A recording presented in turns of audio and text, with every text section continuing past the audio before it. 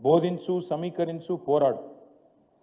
నిజంగా ఆ తత్వాన్ని పూర్తి స్థాయిలో ఆనాడు ఉద్యమ పార్టీగా, ఉద్యమ నాయకుడిగా ఆకలింపు చేసుకున్నది, అర్థం చేసుకున్నది, ఆచరణలో పెట్టింది కేసీఆర్ గారు. ఎట్లా అంటారా?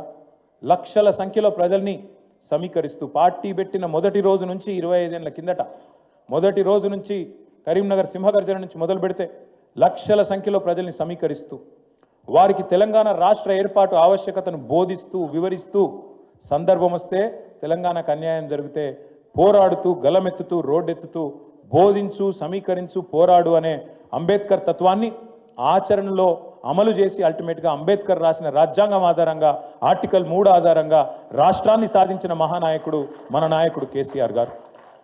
అదే మాదిరిగా రాష్ట్రాన్ని సాధించడంతో నాగలేదు. సాధించిన ఈ రాష్ట్రంలో అంబేద్కర్ గారు ఆనాడు చెప్పిన మాట ఏంది? ఆయన ఎంచుకున్న పందా ఏంది? ఆయన ఎంచుకున్న మార్గం ప్రజాస్వామ్యం, రాజ్యాంగం. ఆయన ఆలోచన, ఆయన ఆశయం సమసమాజం. అందుకే కేసీఆర్ గారు ఒక నినాదంగా మాత్రమే జై భీమ్ని తీసుకోలేదు, ఒక విధానంగా మార్చుకున్నాడు. దాన్ని మార్చుకున్నారు కాబట్టే దేశంలో ఎక్కడ లేని కార్యక్రమాలు మన రాష్ట్రంలో మనం చేసుకున్నాం.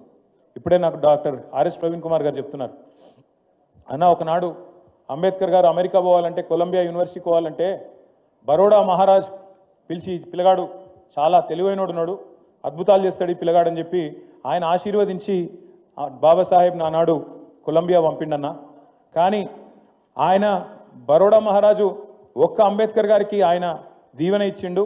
కానీ మన ప్రభుత్వంలో మనం వేలాది మంది పిల్లల్ని అమెరికా పంపినాం, వేలాది మంది, లక్షలాది మంది పిల్లల్ని పటిష్టమైన పునాది 1022 పాఠశాలలు పెట్టి ఒక్కొక్క పిల్ల మీద, పిల్లోడి మీద భారతదేశంలో ఏ ప్రభుత్వం ఖర్చు పెట్టదు.